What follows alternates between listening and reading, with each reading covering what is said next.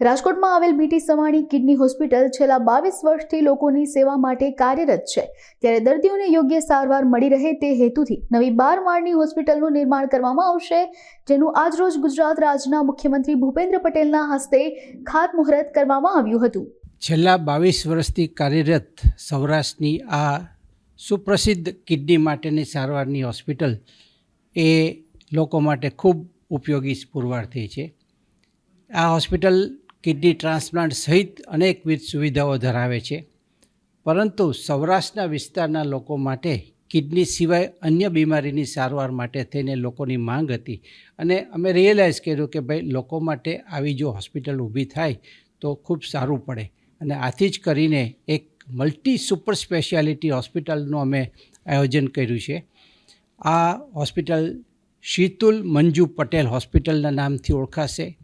લગભગ 250 બેડની આ હોસ્પિટલ 12 માળની હોસ્પિટલ થશે, જેનું આજે આપણા લોકલાડીલા માનનીય મુખ્યમંત્રી શ્રી ભૂપેન્દ્રભાઈ પટેલના હસ્તે એનો શિલાન્યાસ કરવામાં આવેલ છે। લગભગ 2 વર્ષના સમયગાળામાં આ હોસ્પિટલ પૂરી થશે ત્યારે એ વિશ્વ કક્ષાની હોસ્પિટલ બનાવવાનું અમારું નેમ છે અને એ માટે અમે પૂરા કટિબદ્ધ છીએ। આધુનિકતમ સાધનો સાથે લોકોને ભાવનાપૂર્વક સારવાર મળી રહે એવો અમારો હંમેશના માટે પ્રયત્ન રહેશે અને એનો જે ચાર્જ હશે એટલો વ્યાજબી રાખવાનો છે કે જે આર્થિક રીતે બધાને પોસાઈ શકે। મિડલ ક્લાસ અને અપર મિડલ ક્લાસના દર્દીઓ પણ આ સારવારનો લાભ લઈ શકે એવી નેમથી આ હોસ્પિટલ બનાવવાની છે। આ હોસ્પિટલમાં અમે લીવર, કિડની તો ઓફકોર્સ હોય જ, અમારે ઓન્કોલોજી, પલ્મોનોલોજી, ગેસ્ટ્રોએન્ટરોલોજી, ન્યુરોલોજી અને ન્યુરોસર્જરી આ પ્રાથમિક અમારી સુવિધાઓ રહેશે। સાથે સાથે ક્રિટિકલ કેર મેડિસિનનો પણ એમાં એક અન્ય વિભાગ હશે અને કેટલીક અન્ય સુપર સ્પેશિયાલિટી હોસ્પિટલ માટે અમે વિચારણા કરી રહ્યા છીએ કે જેમાં ખાસ કરીને બાળકોની કોઈ ખાસ બીમારી માટેનો વિભાગ પણ એમાં બની શકે। ઉપરાંત એમાં ડાયગ્નોસ્ટિક એટલે કે ઇમેજિંગ લેટેસ્ટ જે CT scan machine, MRI machine પણ એમાં ઉપલબ્ધ હશે અને સાથોસાથ આધુનિક લેબોરેટરી પણ હશે। અત્યારે આ હોસ્પિટલમાં રોજના 350 OPD પેશન્ટ અને 162 પથારીની સુવિધા છે, જ્યારે જે નવી હોસ્પિટલ ઊભી થશે એમાં 30 કન્સલ્ટિંગ રૂમ હશે। 30 જાતના અલગ અલગ વિભાગોના નિષ્ણાતો એકસાથે દર્દીને તપાસીને જોઈ શકે, એટલે આટલા બધા કન્સલ્ટિંગ રૂમ હોય ત્યારે લગભગ 1000 જેટલા દર્દી દરરોજ એનો લાભ લઈ શકશે। ઉપરાંત એમાં 250 પથારીની વ્યવસ્થા છે, જેથી કરીને જેમાં દરેક વર્ગના સામેલ થશે, general ward, semi special ward, special ward, including કેટલાક પ્રેસિડેન્શિયલ સૂટ જે હશે કે જે ભાઈ પરદેશથી આવતા જે દર્દીઓ જેમની ખાસ ડિમાન્ડ હોય તો એવા દર્દીઓ માટે પણ એમાં મેડિકલ ટુરિઝમ જેને આપણે કહીએ છીએ ડેવલપ કરી શકાય અને જેથી કરીને અન્ય દર્દીઓને એમાંથી આપણે લાભ આપી શકીએ એ પ્રકારનું આયોજન અમે કરેલ છે। એમાં અમે ક્લાસ 100 ઓપરેશન થિયેટરનું એક જે સ્ટાન્ડર્ડ હોય છે સરકારી અને NABHનું, એમાં ક્લાસ 100 ઓપરેશન થિયેટર્સ કહેવાય। આવા 12 ઓપરેશન થિયેટર્સથી સુસજ્જ છે, જેમાં દરેક પ્રકારના ટ્રાન્સપ્લાન્ટ માટે પણ અમારે વ્યવસ્થા હશે। ઉપરાંત જે કેન્સરના દર્દીઓ માટે અને અન્ય દર્દીઓ માટે બોન મેરો ટ્રાન્સપ્લાન્ટની જરૂર પડશે, એના માટે એક અલગથી વિભાગ પણ અમારો બનાવવાનો હેતુ છે। સંપૂર્ણ રીતે અમારે રોબોટ છે એ લગભગ 15 કરોડ રૂપિયાનું મશીન હોય છે, એનો રિકરિંગ ખર્ચો પણ હોય છે, પરંતુ અમે એવું પ્લાનિંગ કરીએ છીએ કે ભાઈ આર્થિક રીતે કેમ દરેક દર્દીને આપણે આ રોબોટિક સર્જરીનો લાભ આપી શકીએ, કારણ કે એ રોબોટિક સર્જરી છે એ મિનિમલી ઇન્વેઝિવ સર્જરી છે અને એનાથી સારામાં સારી કક્ષાનું રિઝલ્ટ આપી શકાય છે। તો રોબોટ પણ અમારા ઓપરેશન થિયેટરમાં હશે। મારું નામ જયંતિભાઈ ફળદુ, આ સંસ્થાનો હું ચેરમેન છું। આ સંસ્થા અમે 22 વર્ષ ત્યાં ચલાવીએ છીએ।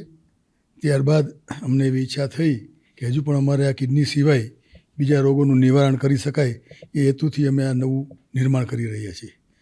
પાછળના ભાગમાં જે સંસ્થા ઊભી થઈ રહી છે એમાં શરીરના દરેક બીજા વિભાગો આવી જાય અને તેનું પણ સારવાર થાય એવું અમે ઇન્ટરનેશનલ લેવલનું સૌરાષ્ટ્ર ખાતે રાજકોટની અંદર નિર્માણ થાય અને બધી જ બીમારીઓને આપણે અમદાવાદ, મુંબઈ કે ક્યાંય જવું પડતું હોય ત્યાં ન જવું પડે અને આ જ હેતુથી અહીંયા બની શકે એવી અમે સગવડતા ઊભી કરી રહ્યા છીએ।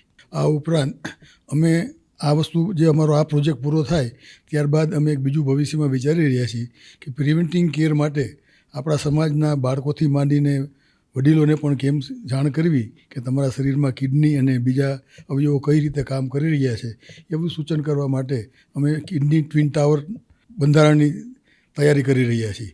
અમને જગ્યા ગવર્મેન્ટ દ્વારા મળી ગઈ છે. એની અંદર અમે કિડનીના 10 માળની ઊંચાઈના 2 ટ્વિન ટાવર કિડની શેપના જ ટ્વિન ટાવર બનાવવાના છીએ કે જે આખી દુનિયામાં કોઈ જગ્યાએ નથી. બીજી જગ્યાએ હાથના, પગના, માથાના કે હૃદયના એવા આકારના કે આંખના એવી આકારના બિલ્ડિંગો છે, પણ કિડનીના શેપના ક્યાંય છે નહીં.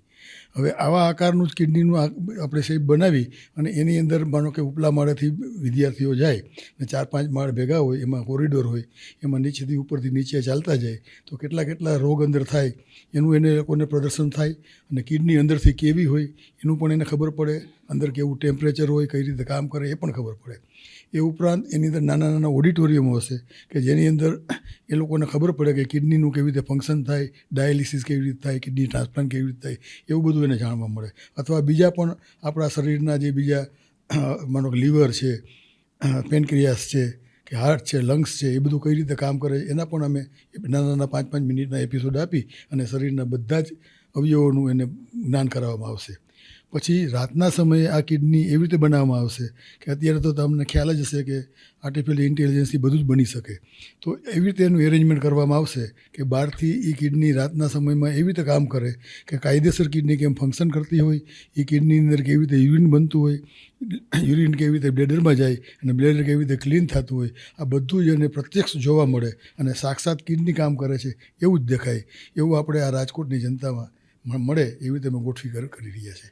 મને આશા છે કે આ પ્રોજેક્ટ આપણા ઇન્ટરનેશનલ લેવલે ગિનીસ બુક ઓફ વર્લ્ડની અંદર પણ આવી જાય અને તો આપણા ગુજરાત તો ઠીક પણ આખા હિન્દુસ્તાનને પણ નામ ના મળે એવી શક્યતા છે.